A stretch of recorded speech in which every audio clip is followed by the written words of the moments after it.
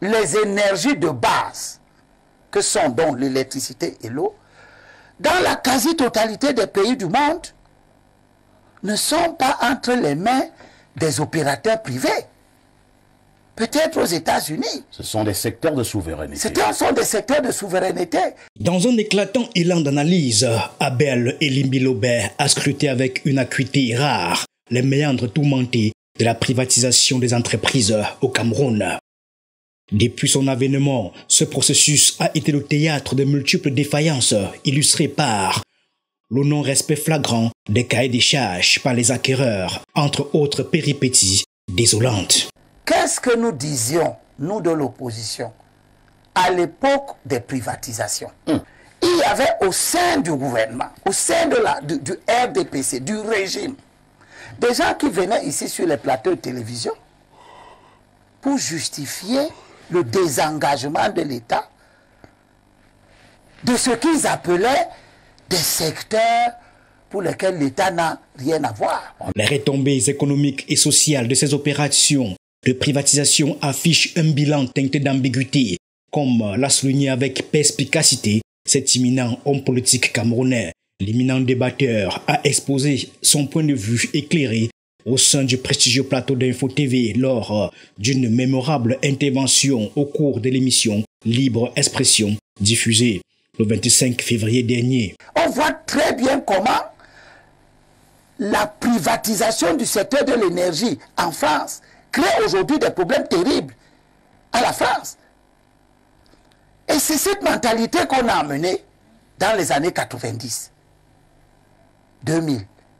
Elimbi Lobert s'est attardé sur la gestion tumultueuse de Camrail et du port de Douala, dressant un constat accablant du règne des Bolloré au Cameroun. Sa vision incisive et ses propos éloquents ont éclairé la scène médiatique d'une lumière captivante, propulsant ainsi le débat sur la privatisation à des sommets inédits. Pour que je sois capable aujourd'hui de poser la question, au fait, quelle est la privatisation qui a marché? Parler de bradage. Quelle est la privatisation qui a marché? On bradait ça. Dans un tableau saisissant des répercussions de la privatisation des entreprises au Cameroun, Abel Elimbi Lobert a mis en lumière le sombre héritage de Bolloré dans le pays. En effet, par le biais de l'acquisition d'anciennes entreprises coloniales françaises et la privatisation d'une part significative du patrimoine économique national, le groupe Bolloré a érigé son empreinte en un pilier incontesté du paysage économique et politique du Cameroun. On a privatisé le chemin de fer. Les opérateurs privés qui ont racheté le chemin de fer. Et vous savez à quel moment on a privatisé le chemin de fer? Lorsqu'il fallait transporter 400 milliards de tuyaux, de pipeline, Tchad-Cameroun.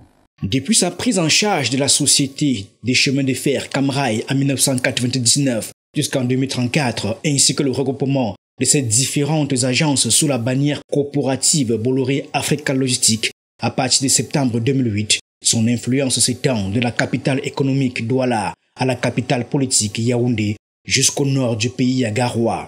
Cette implantation indéniable de Bolloré au Cameroun est perçue comme une atteinte à une frange notable des acteurs politiques. C'est-à-dire que la régie FECAM, l'État du Cameroun, un bon client, avait un bon client pour 400 milliards. Et les penseurs de la privatisation ont poussé l'État du Cameroun à confier ça à un Français Bolloré en contrepartie de 40 milliards, c'est-à-dire le 10e, que Bolloré a racheté le chemin de fer. Un exemple poignant en est le contrat d'exploitation de la régie FECAM, devenue Camrail, obtenu en partenariat avec le groupe sud-africain Comazar. Ce réseau ferré, édifié dans les tumultes de l'époque coloniale, nationalisé à l'aube de l'indépendance en 1960 et étendu par la suite au nord et à l'ouest du pays, demeurait un symbole éclatant de souveraineté économique et d'intégration nationale. Ainsi, la cession de sa gestion à un groupe français apparaît comme un déchirant retour vers un passé douloureux. 400 c'est petit, parce que le 400 là c'est quelque chose qu'on devait transporter en un an. Et la régie avait les moyens, puisque c'est avec les moyens de la régie que Bolloré a transporté ces 4 milliards. La progressive emprise du groupe Bolloré sur ce riche patrimoine et sa rationalisation effrénée de ses actifs soulève d'ardents débats. Le premier enjeu d'une portée à la fois symbolique et politique réside dans l'accaparement d'une entreprise héritée de l'ère coloniale par le biais des manœuvres financières lointaines ainsi que dans la cession des secteurs stratégiques de l'économie nationale camerounaise via la privatisation. Les efforts d'augmentation du réseau ferroviaire camerounais ont été stoppés. Voilà les conséquences de la privatisation. Ces actions ne peuvent qu'inciter Abel et Limbi Lobé à percevoir l'ingérence de Bolloré comme une forme insidieuse de néocolonialisme.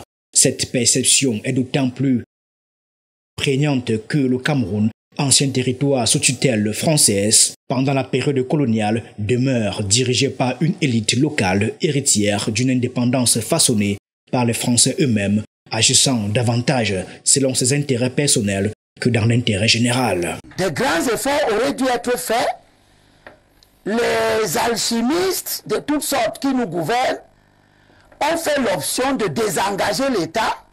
La douleur est d'autant plus poignante que la concession a entraîné une hausse des tarifs pour le transport des passagers et la fermeture des lignes jugées non rentables, offrant des rendements plus lucratifs. C'est surtout le transport des marchandises considéré comme le réseau utile qui a bénéficié en priorité de cette concession. La disparition des arrêts et des gares est perçue comme une fabrique d'oubli et de déracinement identitaire, compromettant ainsi le lien culturel et historique envers les vivants et les défunts. Bolloré n'a ajouté aucun kilomètre de rail. À cause de cette théorie-là, on a plutôt fermé de la privatisation. La ligne de l'Ouest a été supprimée. Oui. Douala Nkonsamba a été supprimée. Le ressentiment est également palpable autour du port de Douala, longtemps sous la gestion du groupe Bolloré. En tant que plus grand port d'Afrique centrale, il constitue l'une des principales voies d'entrée des marchandises pour le Tchad et la Centrafrique, deux pays enclavés voisins du Cameroun. Au port de Douala, Cyrus Ngor vient de gagner une bataille pour laquelle il n'a pas été soutenu pour reprendre en main le parc à conteneurs. Que dans la même ligne de privatisation, on a pris sous Sam Siewe, on a donné ça à Bolloré.